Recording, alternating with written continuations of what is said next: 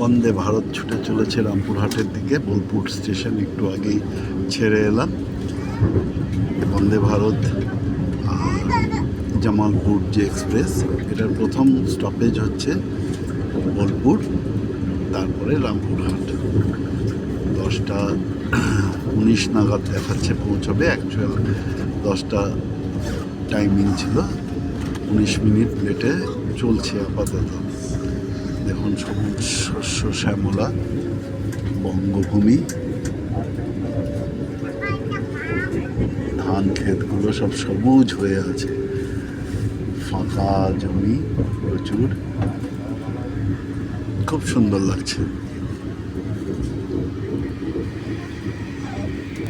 আকাশটা পুরো grey colour হয়ে আছে, রোদও আছে। খামার বাড়ি টাইপের একটা, একদম সবুজ সব ধান গাছ, ছোট ছোট, এখনো বড় হয়নি খুব বেশি। ক্ষেত ভর্তি ধান হয়ে আছে সব।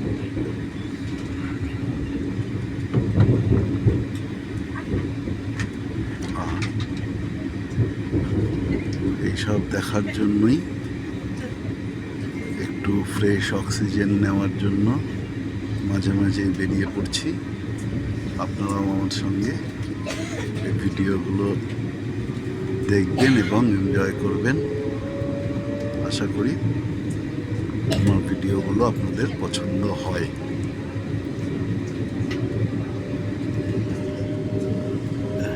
বাতাস পুড়ে গেল, প্রায় চলেই এসেছি, আর একটুখানি বাকি।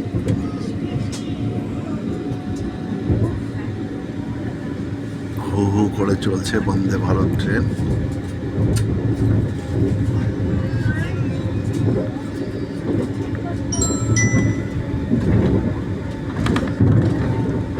বাড়ি ঘর দুয়ার এখানটায় স্টেশনের পাশে।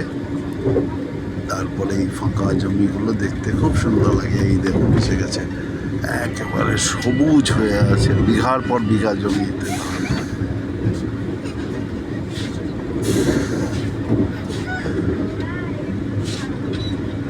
এইগুলোই আবার যখন হলুদ হয়ে যাবে, ধান আসবে, তখন সোনার মতো রং হয়ে যায়,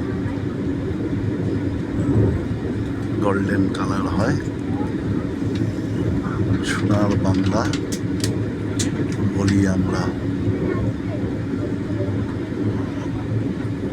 বাঁশঝাড়, বিভিন্ন গাছপালা, তাল গাছ, নানা রকম গাছপালা দেখা যায়।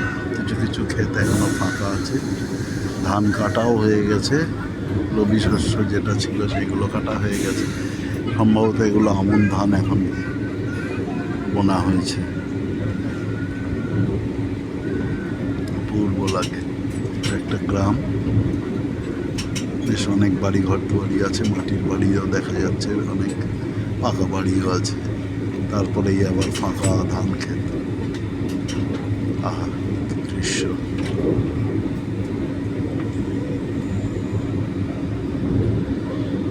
এখানে যারা থাকে, পলিউশন বলতে কিছু নেই, একদম ফ্রেশ অক্সিজেন। যেসব গ্রামগুলো চলে গেল। Thank you.